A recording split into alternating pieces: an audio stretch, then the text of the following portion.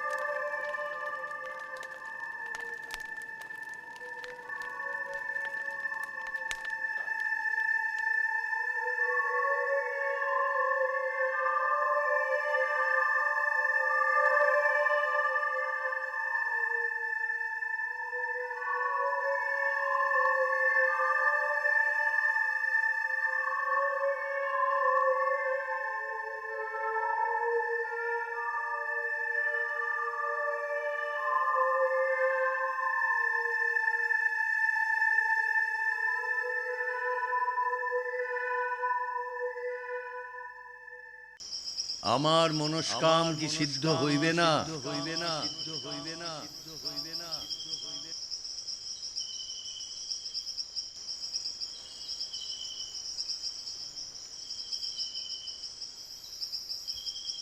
আমার মনস্কাম কি সিদ্ধ হইবে না?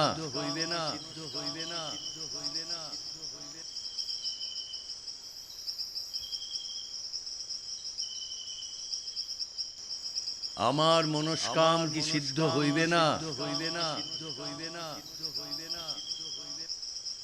তোমার পণ কি? পণ আমার জীবন সর্বস্ব। জীবন তো তুচ্ছ, সকলেই ত্যাগ করিতে পারে। আর কি আছে? আর কি দিব? ভক্তি, ভক্তি, ভক্তি।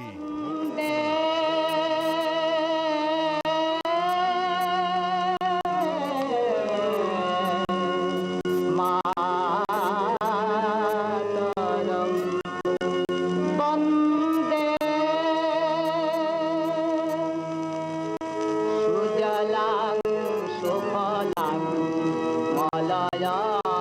শীতলাং সুজলাং সুফলাং মলয়জ শীতলাং শস্য শ্যামলাং মাতরম। মা কে? মা কে? মা কে? মা কে? মা কে? মা কে?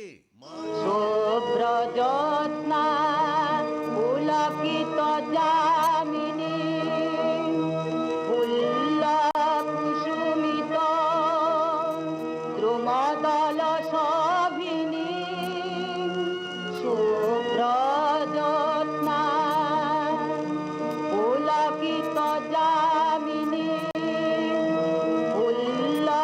কুসুমিত দ্রুমদল শোভিনী সুহাসিনী সুমধুর ভাসিনী সুহাসিনী সুমধুর ভাসিনী সুখদা বরদা মাতরম।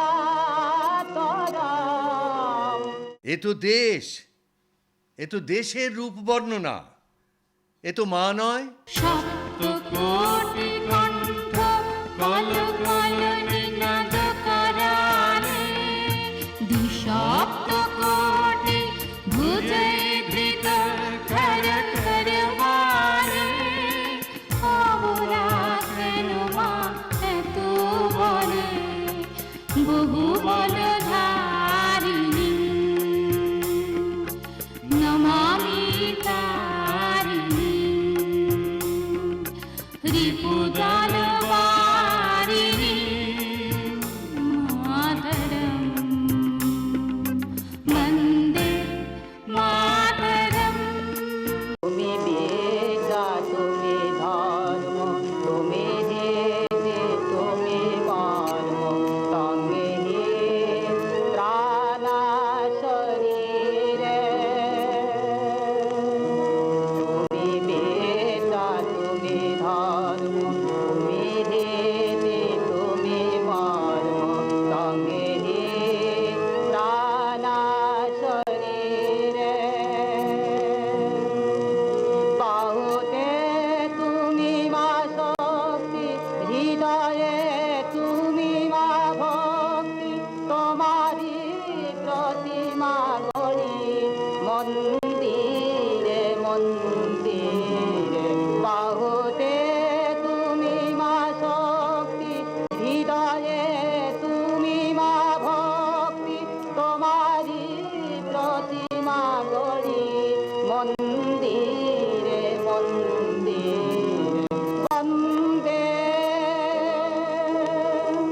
অঙ্গে দুর্গা দশ প্রহরণ ধারিণী কমলা কমল দলং বিহারিণী।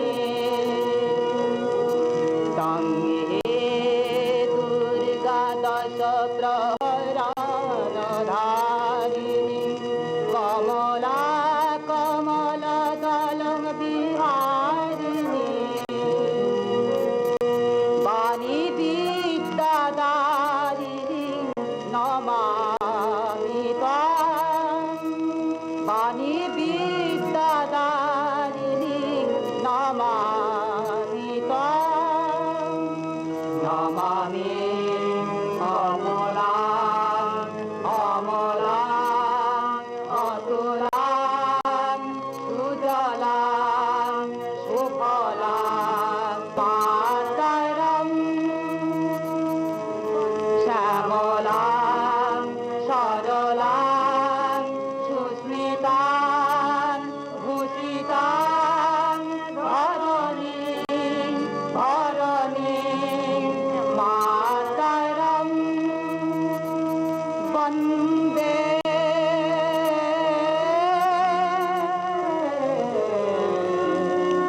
মাতরম।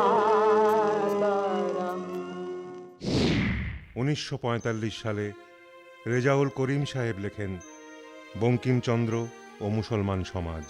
ইতিহাসবিদ স্যার যদুনাথ সরকার বলছেন, করিম সাহেবের স্বদেশ প্রেম ও নিরপেক্ষ চিন্তাধারা নিয়ে প্রশ্ন তোলার অবকাশ নেই। করিম সাহেব বলছেন হামশিরা, অর্থাৎ এক মাতার স্তন্যপায়ী।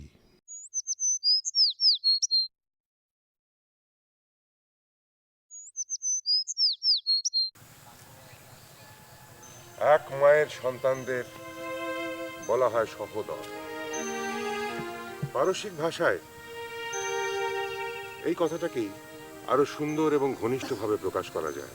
কথাটা হলো হামশিরা।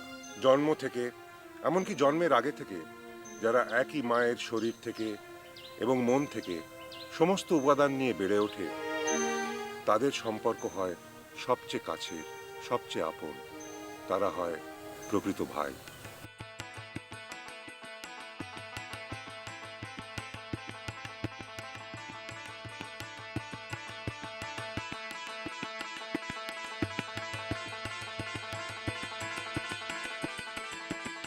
কোনো রাজনীতি বা দুষ্ট মস্তিষ্ক এই সুন্দর সম্পর্ককে ভেঙে দিয়ে শত্রুর সম্পর্ক তৈরি করতে পারবে না।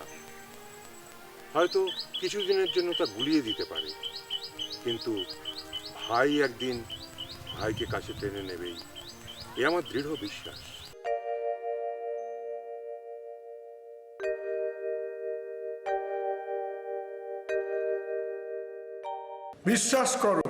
বিশ্বাস করো ভারতের উন্নতি হবেই। যারা বাংলা ভাষা বলেন, পড়েন, বাংলায় বাস করেন, তিনি হিন্দু হন, মুসলমান হন, খ্রিস্টান হন বা শিখ হন, জৈন হন বা বুদ্ধ হন, অবশ্যই তাঁদের মন প্রাণ বাংলা সাহিত্য, বাংলা সংস্কৃতির মধ্যে দিয়েই তৈরি হবে। কোনো মানুষ প্রকৃতির এই নিয়মকে উল্টে দিতে পারবে না। বাংলা সাহিত্য রূপিণী বাংলা মায়ের বুকের দুধ পান করেই তাকে পরিপুষ্ট হতে হবে। পারবেন তারা বাংলার চাল চলন, ঢং, সংস্কৃতিকে ত্যাগ করতে বা বর্জন করতে? ধরে নিলাম পারলেন। তাহলে এই বর্জনের ফল কি ভয়ঙ্কর, কি মারাত্মক আজ আমরা বুঝতে পারছি। আজ আমরা চলেছি তার মধ্যে দিয়ে। ফল হয়েছে মা মরা ছেলে। এ দেহ কতদিন টিকবে? রেজাউল করিম সাহেব বলছেন, যদি বাঙালি মুসলমানরা কোনো নবীন নেতার কাছ থেকে আদেশ পান, বঙ্গের শ্রেষ্ঠ সাহিত্যিক, বাংলা ভাষার নতুন যুগের প্রবর্তক মহাপুরুষ বঙ্কিমচন্দ্র যা লিখেছেন তা মুসলমানদের অপাঠ্য। বঙ্কিমের বইতে আছে মধ্যযুগের বর্বরতা, তবে প্রকাশ্যে পুড়িয়ে ফেলাই মুসলমানের কর্তব্য। রেজাউল করিম সাহেব 1945-এ লেখেন বঙ্কিমচন্দ্র ও মুসলমান সমাজ। এই বইয়ের 45 পাতা থেকে 54 পাতা বঙ্কিমের নিকট মুসলমানের ঋণ অধ্যায়টা পড়ার পর যদি কোনো ধার্মিক মুসলমান বঙ্কিম বিদ্বেষী হন, তা হবে এক বিস্ময়কর। এই বঙ্কিম সাহিত্য বর্জন কোটি কোটি বাঙালি অনুচরদের পক্ষে কি ঘোর অনিষ্ট করবে, তা একদিন মানুষ বুঝতে পারবে। আজ আমরা বুঝতে পারছি কত অনিষ্ট হয়েছে। রেজাউল করিম সাহেবের কথা সত্যি হয়েছে। ধর্ম ধর্ম একটা বুলি মাত্র। রাজনৈতিক ফাঁকিবাজি নেতাদের জীবনের একমাত্র লক্ষ্য। ইসলাম ধর্ম প্রবর্তক বলেছেন, জ্ঞান অতি উচ্চ আদরের জিনিস, তাহার জন্য চীন পর্যন্ত যাও। অথচ ঘরের বঙ্কিমকেই বর্জন। বঙ্কিম মুসলমান ধর্মের ওপর, ইসলাম প্রবর্তক প্রেরিত পুরুষের ওপর কোনো দোষ চাপাননি, কোনো অবজ্ঞামূলক কথাও ব্যবহার করেননি। বঙ্কিম জাতি বলতে যা বুঝিয়েছেন, মুসলমান তা থেকে বিচ্ছিন্ন নয়। বঙ্গজননীর সপ্তকোটি সন্তানকেই তিনি স্বাধীনতা যুদ্ধে আহ্বান করেছিলেন। কত সময় বয়ে গেল, কত ঘটনা ঘটে গেল, কত মানুষ প্রাণ দিল। এখন আমরা শিক্ষিত হয়েছি, সব নেতাই চাইছেন দেশের উন্নতি। শ্রদ্ধেয় জহর সেনের লেখা থেকে পাই। কলকাতা প্রেসিডেন্সি কলেজের ইতিহাসের অধ্যাপক আব্দুল ওয়াহাব মাহমুদ বলেছেন, আমাদের নিজের একটা ধারণা হয়েছিল যে পাকিস্তান আন্দোলন ইসলামিক ধর্মান্ধতার পরিচয় দেয় না, কিন্তু গভীর আর্থসামাজিক অন্য অনেক কারণের মধ্যে আছে। ইউরোপীয় ইতিহাস পড়ে আমরা জানতে পেরেছি অনেক সময় গভীর আর্থসামাজিক দাবিগুলো একটা বিশেষ সামাজিক পরিবেশে ধর্মের মুখোশ পরে। যেমন ইংল্যান্ডে যে কতগুলি পপুলার পিজেন্টস মুভমেন্ট হয়েছিল তার মধ্যে একটা ধর্মীয় আভাস পাই। আমার মনে হয় পাকিস্তান আন্দোলন ইত্যাদি একটা ধর্মের মুখোশ নিয়েছে। 1928 সাল 28শে ডিসেম্বর জাতীয় কংগ্রেসের আহ্বানে সর্বদলীয় বৈঠক বসেছে নেহেরু রিপোর্ট আলোচনার জন্য। মুসলিম লীগের প্রতিনিধিত্ব করছেন মোহাম্মদ আলী জিন্নাহ। পাকিস্তানের জনক মোহাম্মদ আলী জিন্নাহ ছিলেন ইসলাম ধর্মাবলম্বীদের মধ্যে ইসমাইলিয়া খোজা সম্প্রদায়ের মানুষ। ভবানীপ্রসাদ চট্টোপাধ্যায়ের লেখা থেকে আমরা জানতে পারি, উত্তরাধিকার আইনে ইসমাইলিয়া খোজা সম্প্রদায়কে হিন্দু সম্প্রদায়ভুক্ত বলা হয়েছে। ইসমাইলিয়া খোজা সম্প্রদায়ের মানুষেরা হিন্দুদের দশাবতারে বিশ্বাসী। মৎস্য অবতার, কুর্ম অবতার, বরাহ অবতার, নৃসিংহ অবতার,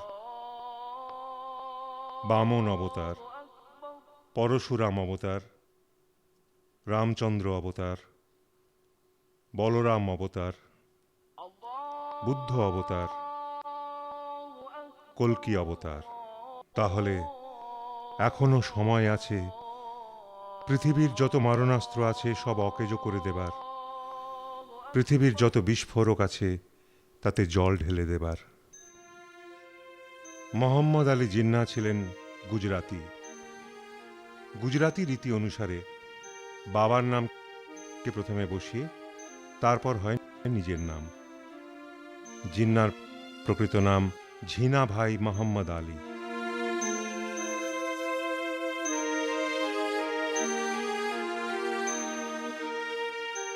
ঝিনা শব্দের অর্থ ছোট আর মোটা শব্দের অর্থ বড়। ঝিনা গুজরাতে হিন্দুদেরও নাম হয়। মোহাম্মদ আলী জিন্নাহ তার নাম বদলে করেন মোহাম্মদ আলী ঝিনা, এবং এই ঝিনাই ক্রমশ জিন্নাহ হয়ে যায়। মোহাম্মদ আলী জিন্নাহ ছিলেন তীক্ষ্ণ ধী সম্পন্ন মানুষ। তিনি ছিলেন দৃঢ়চেতা, তিনি ছিলেন ভালো ব্যারিস্টার। তিনি না ছিলেন নাস্তিক, না ছিলেন সাধারণ ইসলাম ধর্মাবলম্বীদের মতো ধর্মপ্রাণ মানুষ। তিনি কোনো ধর্মীয় অনুষ্ঠান পালন করেছেন বলে জানা যায়নি। তাঁর সার্বজনিক কাজের প্রথম জীবনের লোকেরা ওনাকে অসাম্প্রদায়িক মানুষ বলে জেনেছে। তিনি হিন্দু মুসলমান ঐক্যে বিশ্বাস করতেন। এবং উনি যে মুসলিম এ বোধও তাঁর ছিল, এবং প্রয়োজনে সে কথা ঘোষণা করতেও দ্বিধা করতেন না। এটা অবশ্যই কোনো দোষের কথা নয় বা সংকীর্ণতা সূচক নয়, গোষ্ঠী চেতনারই একটা স্বাভাবিক প্রকাশ।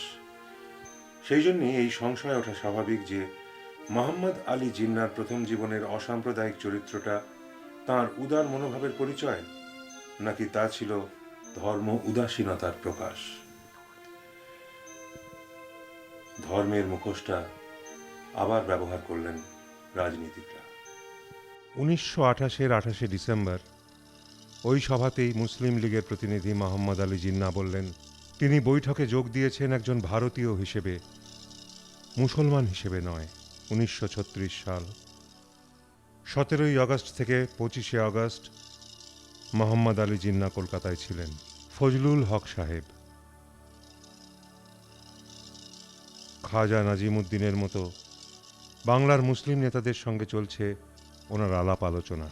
20শে আগস্ট 1936 সাল কলকাতার টাউন হলে মোহাম্মদ আলী জিন্নাহকে সম্বর্ধনা জানায় বাংলার মুসলিম সমাজ। সেখানে তিনি বলেন, Our is not a hostile movement. Our is movement which carries the olive branch to every sister community. 1936 সাল 21শে আগস্ট মোহাম্মদ আলী জিন্নাহ নাখোদা মসজিদে নামাজ পড়েন। তারপর তিনি আসেন কলকাতা বিশ্ববিদ্যালয়ের আশুতোষ হলে। বিশাল ছাত্র সভায় তিনি বলেন, সমস্ত সম্প্রদায়ের, বিশেষ করে হিন্দু ও মুসলমান সম্প্রদায়ের ঐক্যের মধ্যেই নিহিত ভারতের মুক্তি। India's salvation lies in the unity of all communities, especially Hindu and Muslims.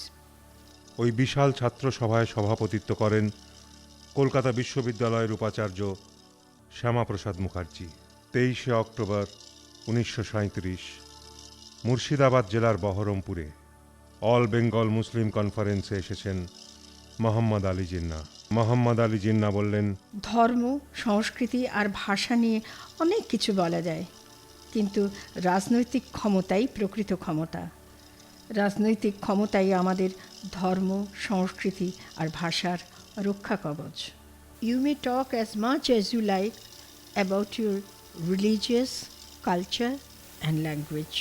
তাই তো, ল্যাঙ্গুয়েজ মানে ভাষা, যেখানে ভাষা এক, খাবার এক, মাটি এক, নদী এক, মানসিকতা এক, চালচলন এক। এবার ওই মুখোশটা খুলতেই হবে। আমাদের এক হয়ে একসাথে বাঁচতেই হবে।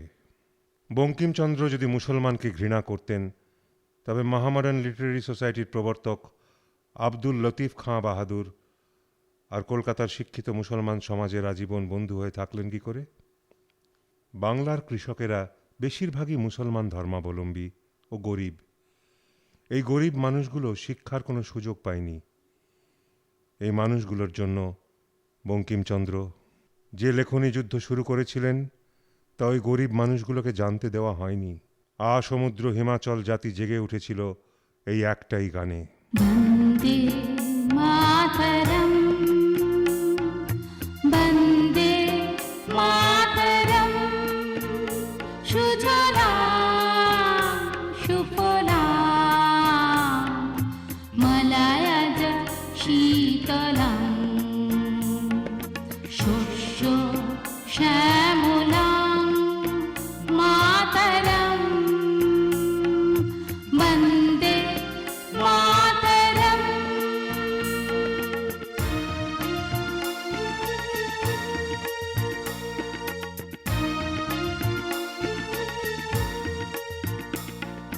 শুভ্র জ্যোৎস্না পুলকিত যামিনী,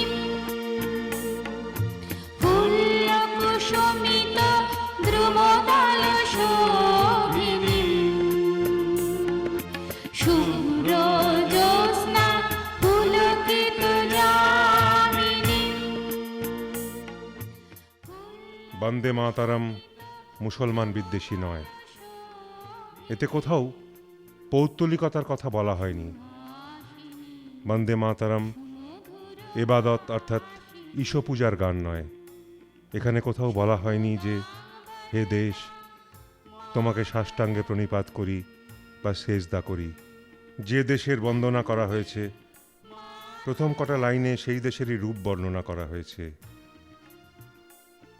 নদীর জল, গাছের ফল, মাটির ঘাস, পাখির গান। এই কথার মানে এই নয় পৌত্তলিকতার জয়সূচক বাণী, বরং হিন্দু দেবদেবীর প্রতি ব্যঙ্গের ইঙ্গিত। এখানে দেশকে দেবদেবীর অপেক্ষাও বড় বলে বর্ণনা করা হয়েছে। হিন্দুরা যে দুর্গা, কমলা, বাণী দেবীর পুজো করে, এই গানে বলা হয়েছে তার চেয়েও বড় দেশ ও মাতা।